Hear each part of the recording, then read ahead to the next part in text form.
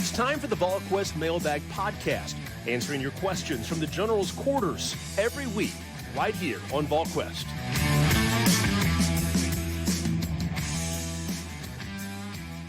Good Thursday, everyone. Welcome to the Volquest.com Mailbag Podcast presented by our good friends at Smoky Mountain Organics, East Tennessee's most trusted health and wellness store, focusing on natural products and organic remedies. They got those 3 locations in East Tennessee to serve you, including the one in Knoxville, just down from the mall there on Kingston Pike. That is at 8018 Kingston Pike. You can always shop them online at SmokyMountainOrganics.com. With Ben McKee and Austin Price and Brent Hubbs, it's the Mailbag Edition. There's plenty of questions on this Thursday as Tennessee meets the media at SEC Media Day today. Full coverage of that throughout the day today at Volquest. But for your podcast questions today, we'll start with UT Sportsman 16. Will Brew McCoy be eligible by the time camp starts? And is it realistic that Elijah Herring is a factor at linebacker early in the season? Austin, let's start with Brew. I do not know. No one knows. That's not really it's out of Tennessee's hands at the current moment. But I think he'll go through fall camp, at least the first part of it, like it is. And then absolutely, yes, Elijah Herring can be a factor at linebacker. Was told by multiple people on campus that nobody improved more from the beginning of spring practice to the end of spring practice.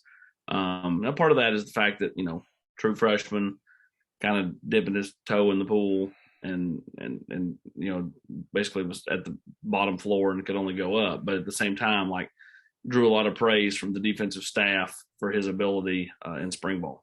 I think, Ben, this is interesting in the fall because a year ago it was slate clean for everybody, regardless of whether you were a freshman or a senior, it was complete slate clean. They didn't know anything about you. You didn't know anything about them and kind of go there. So it was very, very easy to see last year a veteran perhaps getting supplanted by someone.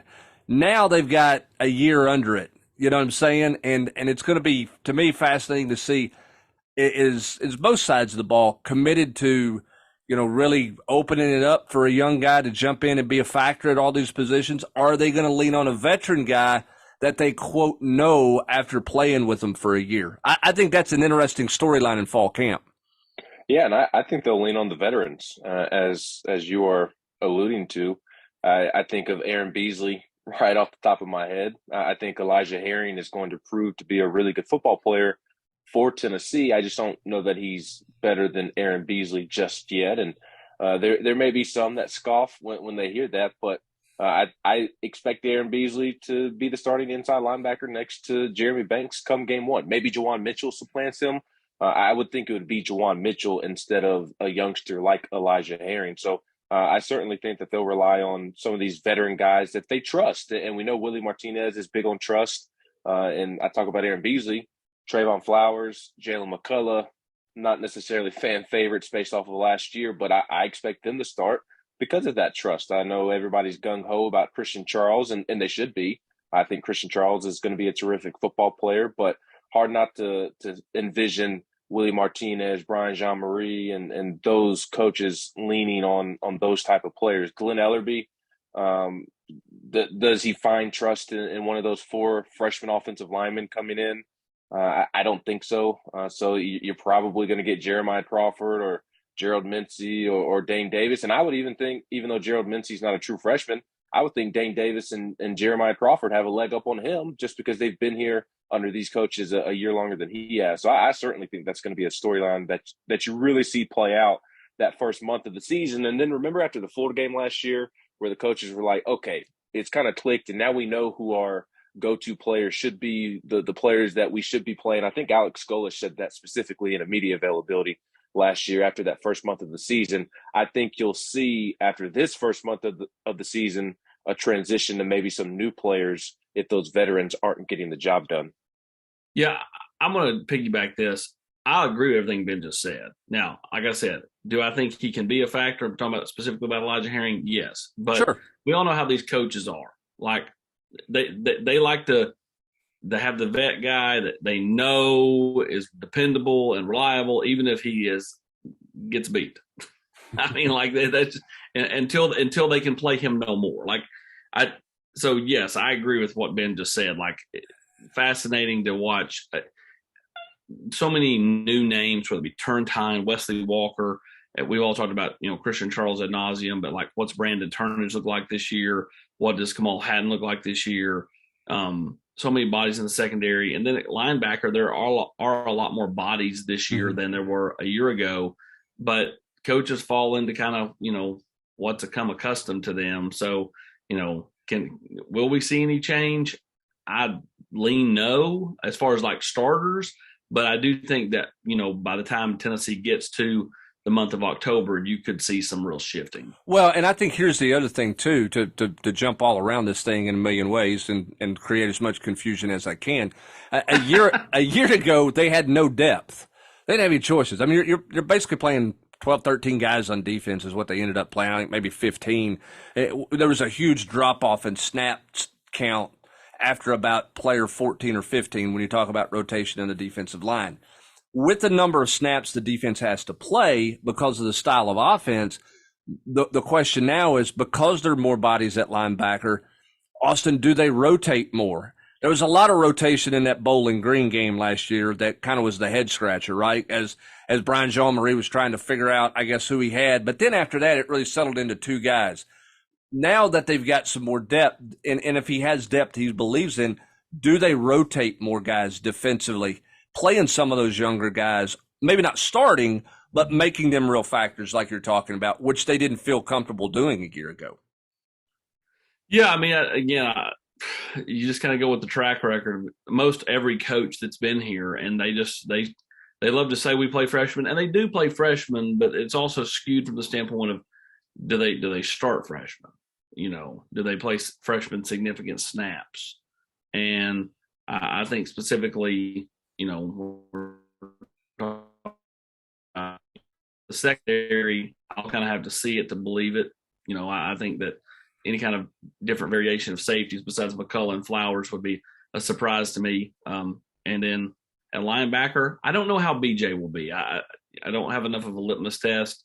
And I don't think last year you can judge because they had so few bodies. So, what's he like? Is he go with the elder statesman early, and then the first time, okay, I've seen enough of that in there, and let's just see if talent takes over. Maybe he's like that. Yep, it's a good point. We don't know, because you're right. He did not have a test, and we don't have a real history of knowing him, whereas Willie Martinez has been here before. LF Vol wants to know, it seems the early return on Tyree West are good, so perhaps Georgia cooling on him was a mistake, and Rodney Garner did a good job staying in the hunt. But given Burley, and if Osborne chooses elsewhere, as most anticipate, what are your thoughts on why he has not been able to land an elite interior defensive lineman? Great question. It's a great question. I mean, say what you want to about Jeremy Pruitt or Derek Ansley. Those guys have always been able to recruit and coach DBs, right? But yet here, they took Alante, and he ends up being a second-round pick, but he was an athlete kind of, in the Pruitt's first signing class. I don't really count him. Like, why did they struggle so much to land DBs? Like, it's very odd to me that, through a year and a half that Tennessee's not had more success along the defensive line.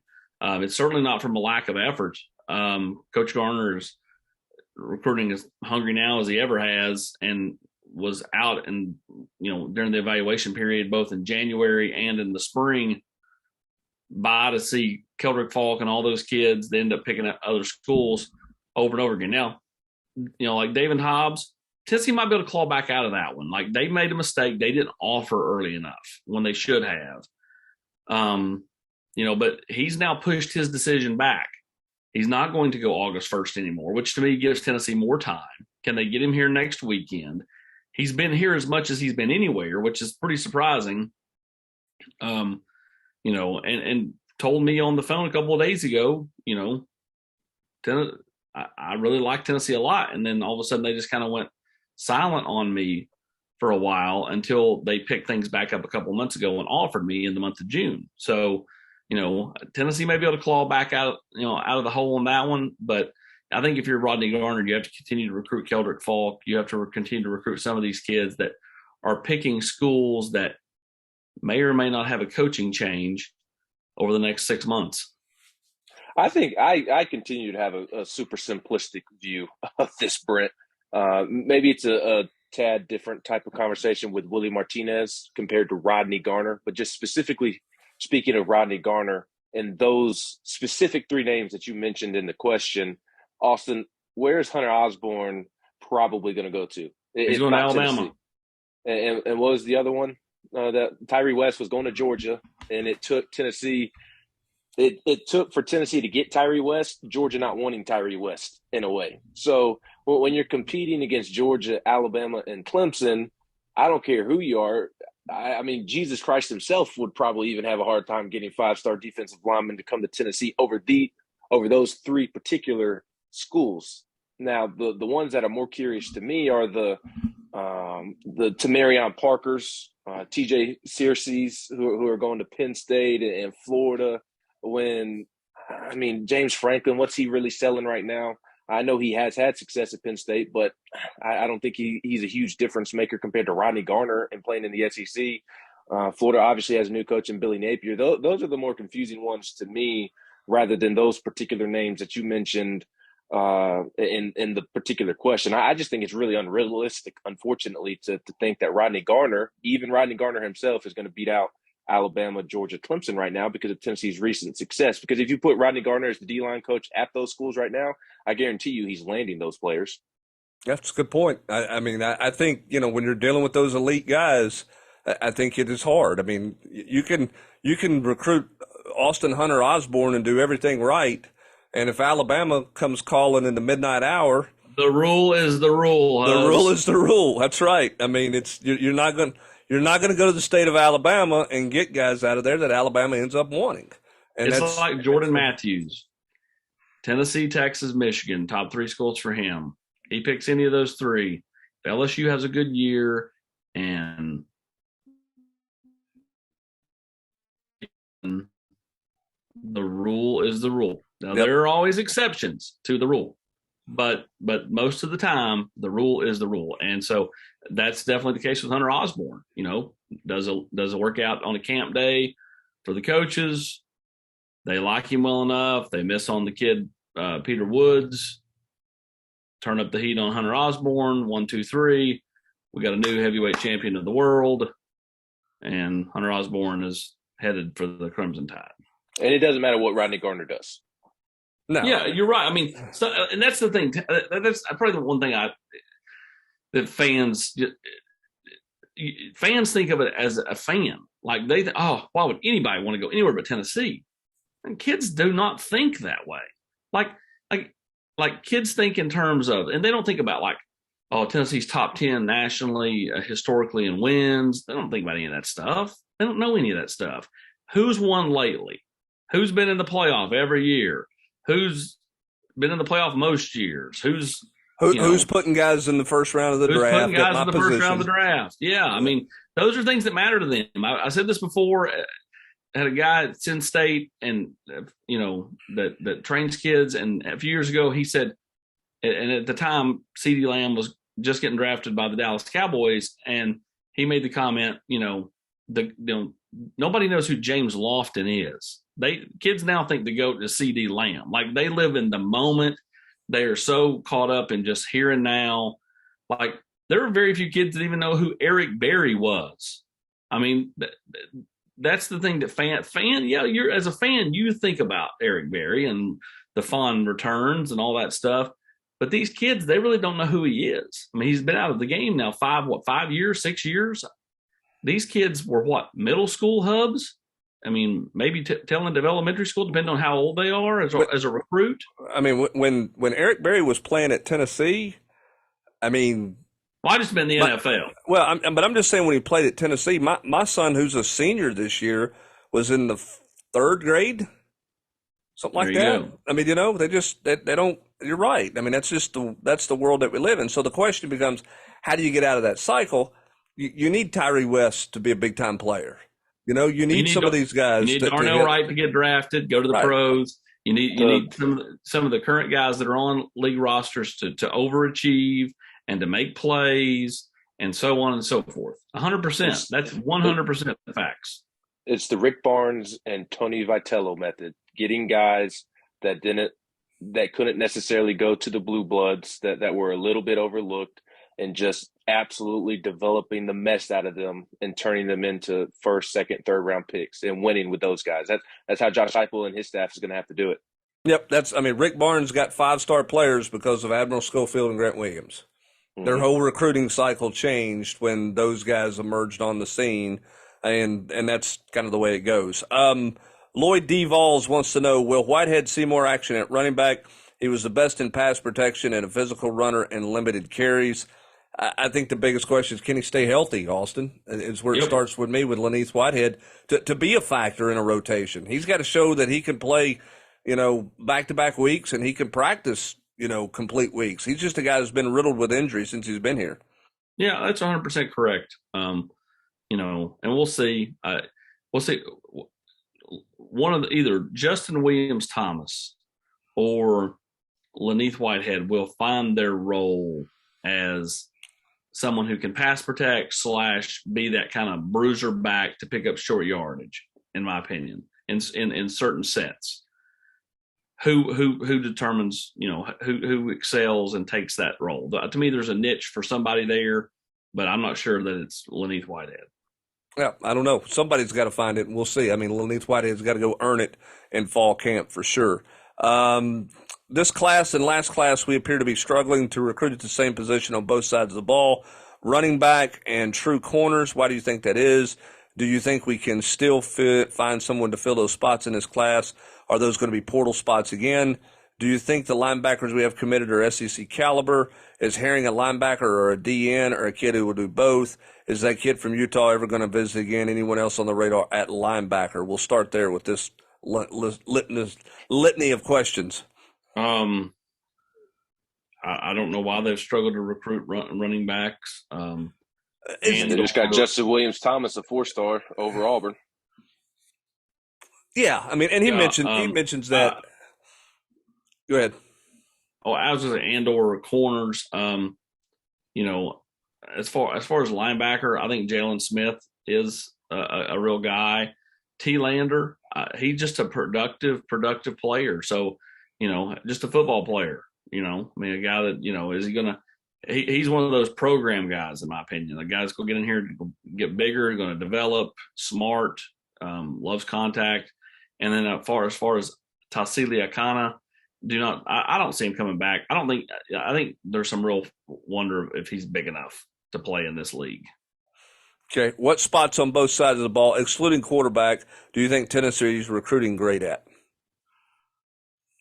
Oh, man. On the offensive side of the ball, I like what Tennessee has done. I will like what Tennessee has done if they land Stanton Ramil. I like Aiden Bussell, another good program guy, guard. Could maybe flash out and play right tackle if they needed him to. I love Sham. I think he's got big time potential, just long. He's 6'7", basically. And then, Ramil would be the same. So I would like what Tennessee's gotten accomplished on the offensive line. And then, I think their wide receiver class is sneaky productive with one, providing that Nathan Laycock pulls the trigger on Friday for Tennessee. If I could add real quick, sure. Brian, I just to what AP is saying, I think they're recruiting pretty well at receiver and offensive line. When you combine the last year's class and this year's class, I really do. Maybe if you're looking at just the recruiting rankings, you're not a huge fan, but I think Caleb Webb and Squirrel White are going to be good players. And then you add Cameron Seldon to that mix, and who knows what other receivers Tennessee may add. I think they're making headway there. And same with the offensive line class. I agree with what Austin was saying in regards to this year's commits, and you follow that up after Addison Nichols, and maybe you can get a Mo Clipper, Brian Grant, Messiah Reddick to develop the way that you think. And I do think that they're recruiting a little bit better than maybe you would anticipate if you just looked at the rankings. And maybe I'm wrong on this. Maybe this is too simplistic of a view. I don't think they're ever going to recruit bad at receiver. Maybe they're not going to be the most decorated guys all the time, but with this system and given what its track record and what it's been able to do with receivers, if they can find guys who can run, I think they can find guys who can be productive receivers. I really do. I think that I don't think they're ever going to recruit bad at receiver, even though it may not be 3 5-stars at the receiver position. I think the system, that's just the way the system's going to work. They'll be productive there, even with, quote, lesser ranked players, because I think they have a specific style of player they want to be a receiver. I think there are some measurables there that may not equate to stars all the time. You know, I love kids that can run. I mean, that's, point blank. I mean, I heard Josh Heupel tell the story about the Hall kid at Missouri, that's from Memphis. I mean, he may only catch half the ball thrown to him. Now, Hype didn't say this. I'm saying that it was all about speed, though. But the kid didn't catch everything that was thrown to him, is my take. But it didn't matter if you could run behind everybody every time. You throw enough deep balls, you go catch enough of them, make big plays, and boom. So, I mean, that was his whole thing. The kid could just run. He could just run right by you, Emmanuel Hall. So, they like kids that can run. Laycock at 6'2" and 200 pounds can really move for a kid his size. E. Schaefer 92, what's your favorite football game day privilege as a member of the media? Ice cream. Yeah, that's Austin's. The popcorn. No. Shout out to Rob Lewis.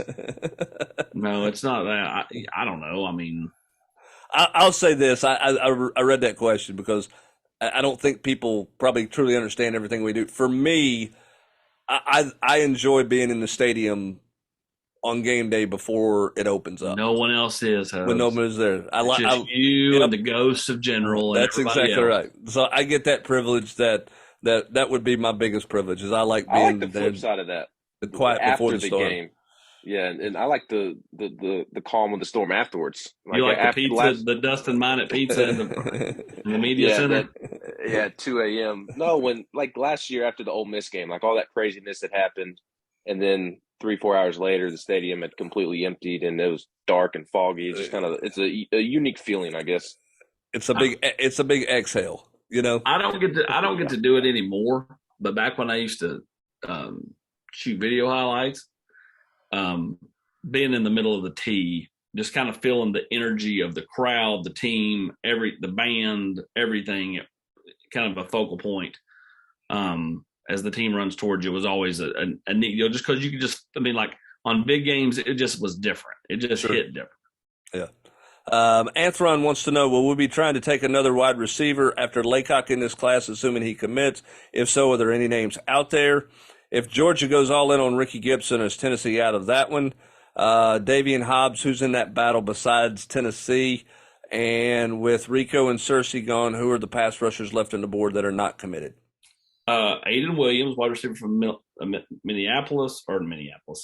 Mississippi. And then Traylon Ray, North Florida Christian. From Gainesville, right? Let's see.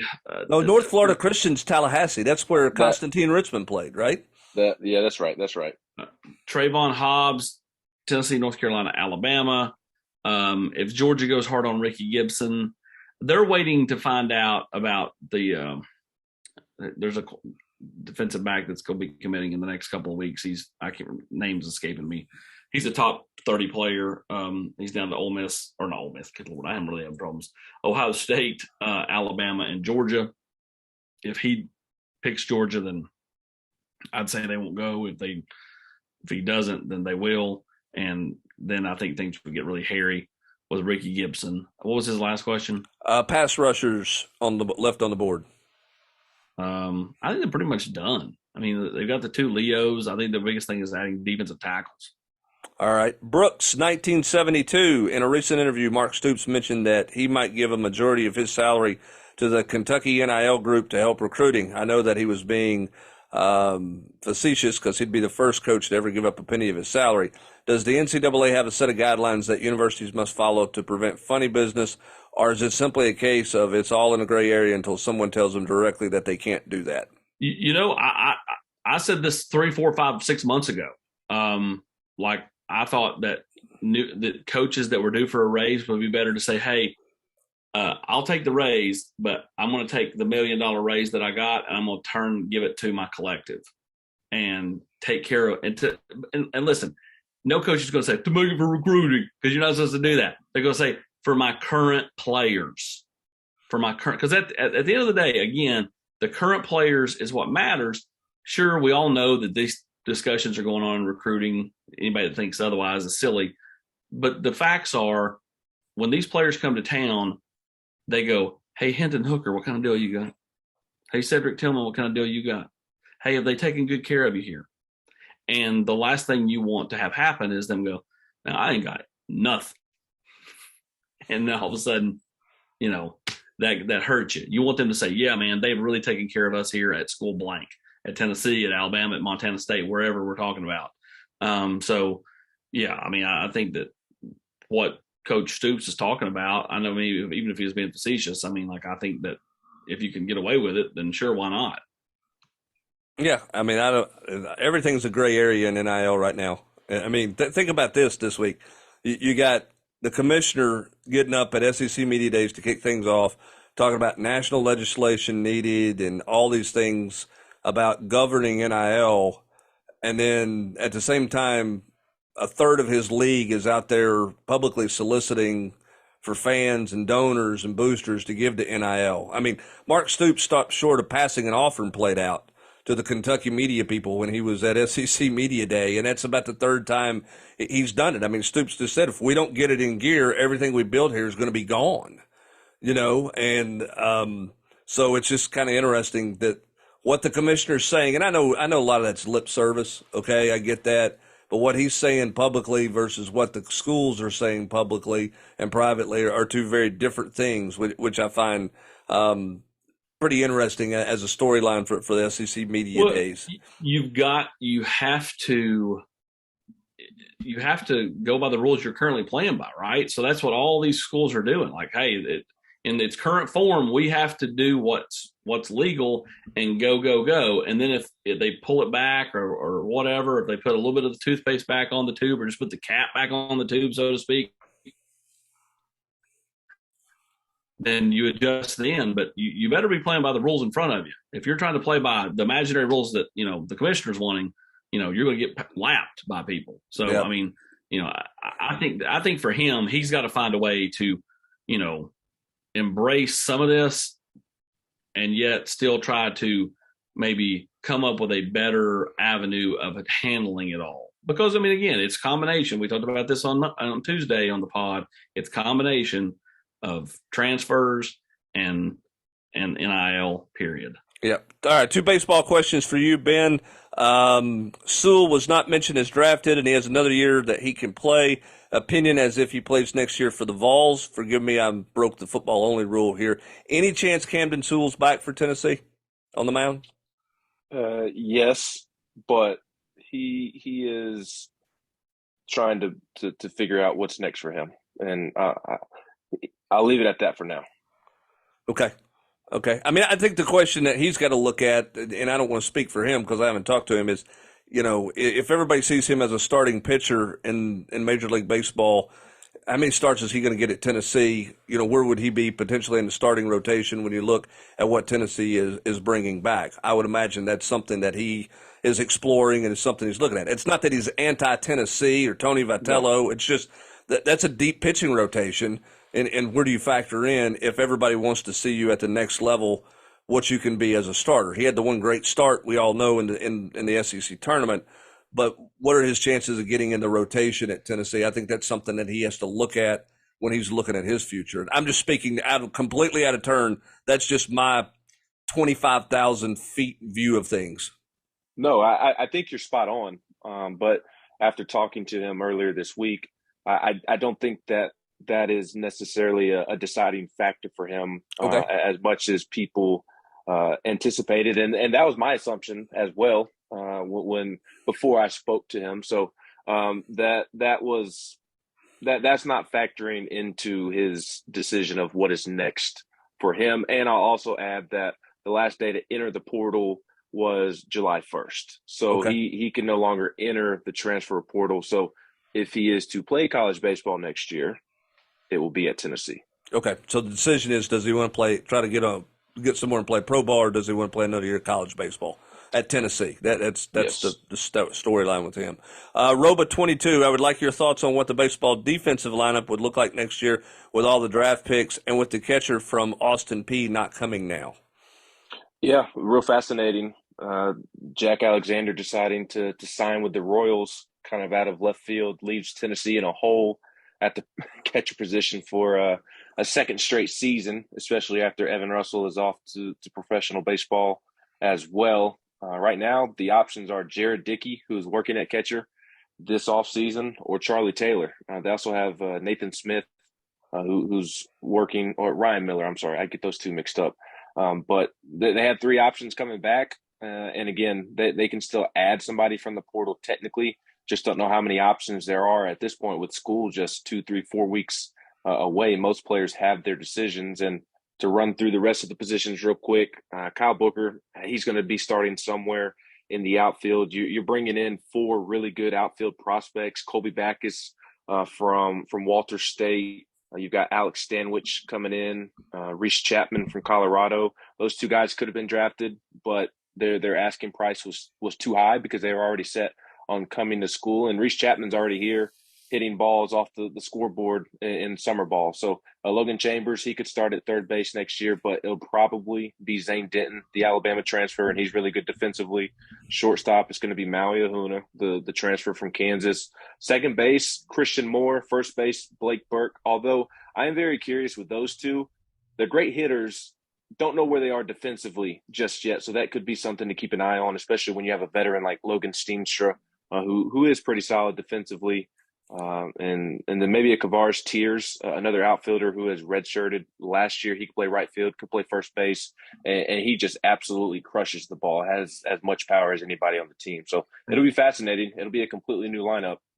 If I'm Tennessee, I'm rolling with Charlie Taylor, son of Jake Taylor, great great Indian player. I wish it translated like that. Yeah, he was fascinating in the Mexican League. Jake was before he got back to Cleveland for one final shot there. All right, AP, we got just a couple of minutes left here. Which quarterbacks are on the top of the board for 24? Will Nico scare a 24 quarterback away? Yeah, I mean, I would expect Tennessee. I mean, Tennessee will certainly continue to recruit, like Jaden and some of those guys, the higher end guys. But yeah, I mean, I think to a degree, and I know everybody's going to go, well, how does Georgia do it every year? How does so-and-so do it every year?